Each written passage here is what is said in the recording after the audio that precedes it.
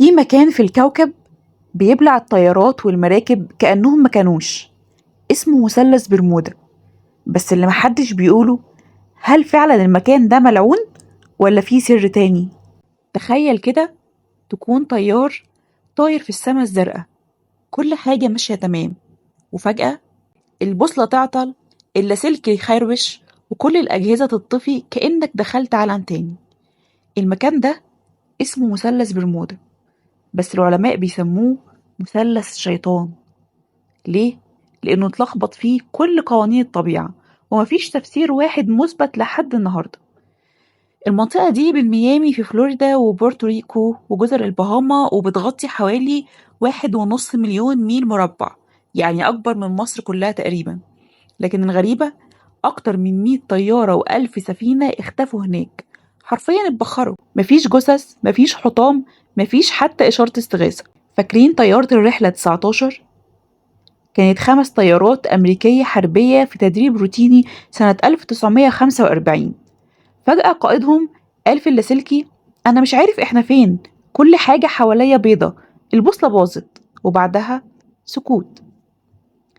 ولما قالوا له تقصد إيه؟ قال إن المحيط مش زي ما هو متعود عليه، وإن هما مش كويسين، وإن البوصلة والدفة مش مبقوش شغالين. بعد ما اختفت طيارات الرحلة 19، الجيش الأمريكي اتجنن. قالوا نلحق نبعت سفينة إنقاذ كبيرة، يمكن نلحق حد، يمكن نسمع صوت من اللاسلكي، يمكن حتى نلم حطام. بس المفاجأة، السفينة دي اختفت كمان، ولا سمعوا صوت، ولا شافوا قارب نجاة، ولا حتى بقعة زيت واحدة فوق المية. حرفيا البحر بلعهم وكأنهم عمرهم ما كانوا هناك. السفن، في سفينة اسمها USS سايكلوبس كانت شايلة 300 راكب، خرجت من البرازيل لأمريكا وما وصلتش، ومفيش أي أثر منها لحد دلوقتي. العلماء حاولوا يفسروا، قالوا يمكن عواصف، يمكن غازات ميثان بتطلع من تحت البحر وتسبب فقاعات تغرق أي حاجة، أو حتى مجال مغناطيسي بيقلب أجهزة الملاحة. لكن مفيش دليل نهائي على أي حاجة منهم. بس هنا بقى المفاجأة، في تسجيلات صوتية من طيارين وسفن لحظات قبل الاختفاء، كلهم بيقولوا نفس الجملة: السماء اتفتحت، كل حاجة حوالينا اختفت، احنا في عالم تاني. ايه العالم التاني ده؟ هل هو بوابة لبعد موازي، ولا فعلا دي قاعدة لكائنات فضائية، ولا زي ما بيقولوا لعنة من حضارة أطلانتس المفقودة؟ في حاجة غلط في المكان ده، كل اللي يقرب يتسحب جوه، كأنه دخل حفرة سودة مفتوحة في قلب المحيط.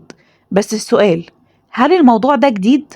لا، في سجلات من القرن ال18، من وقت ما كانت السفن بتتنقل بالشراع، بتحكي عن أماكن فجأة بيختفي فيها الهواء، أو العكس، عواصف تطلع من تحت البحر. تفتكر عواصف تطلع من تحت البحر؟ في سنة 1881 سفينة اسمها إيلين أوستن لقت مركب تاني تايه في نص البحر، مفيهوش حد ولا أي علامة على العنف.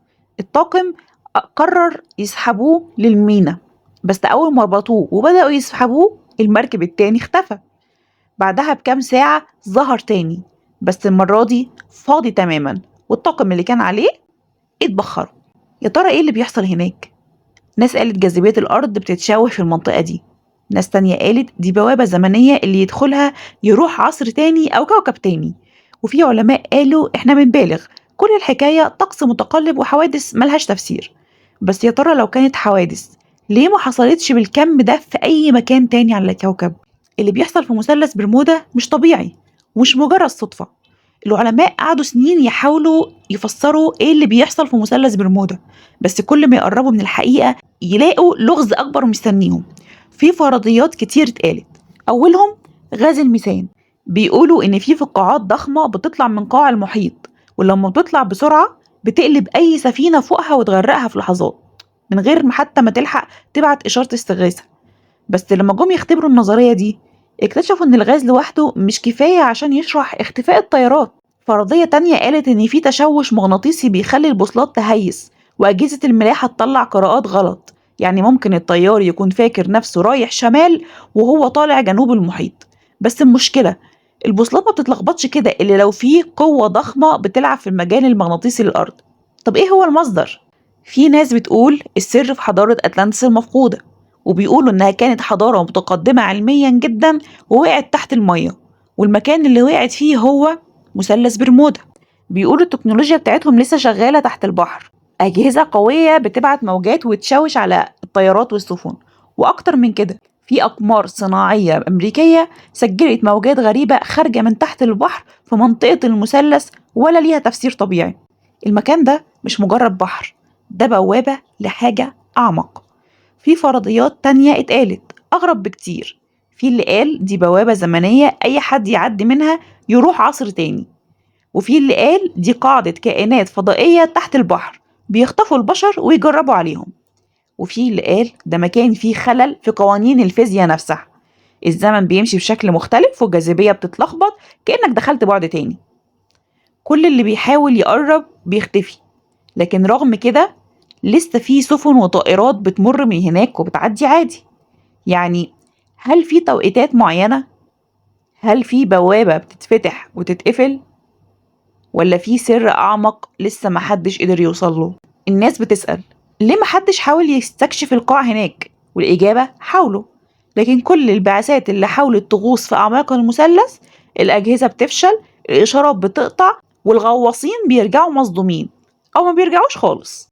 في شيء تحت هناك، شيء مش عايزنا نعرف هو إيه، وبيفضل ساكت مستني الضحية الجاية. في سنة 2009 بعثة استكشاف روسية قررت تغوص في منطقة قريبة من مثلث برمودا تحت إشراف علماء متخصصين، ولما كانوا الغواصين تحت الإشارات كلها قطعت، ولما طلعوا كانوا مرعوبين. بيقولوا شافوا هياكل غريبة، أشكال مش بشرية، وأجسام ضخمة متحجرة مش متسجلة في أي كتاب علوم. واحد منهم قال المكان ده مش معمول للبشر، احنا دخلنا منطقة محظورة على الطبيعة. المعرفة أوقات بتكلف أكتر من الجهل. زي ما في ناس بتقول إن مفيش حاجة اسمها مثلث برمودا، في ناس عاشت الرعب ده بنفسها وشافت اللي ما قدروش يوصفوه. فهل معقول إن كل ده محض صدفة؟ طيارات، سفن، تسجيلات، صمت تام، وكلهم بيختفوا في نفس المنطقة؟ هل المكان ده محكوم عليه يفضل سر للأبد؟ ولا ممكن في يوم من الأيام نعرف الحقيقة ونكتشف إن في عوالم حوالينا وإحنا مش شايفينها؟ وساعتها السؤال اللي بيفرض نفسه، لو لقيت فرصة تركب طيارة أو سفينة تمر من فوق مثلث برمودا، هل هتجرب؟ ولا هتكتفي تتفرج من بعيد وتسيب الغموض زي ما هو؟ في الكومنتات لو كنت مكانهم كنت هتعمل إيه؟ وهل فعلا مثلث برمودا لعنة ولا لغز لسه ما فتحناهوش؟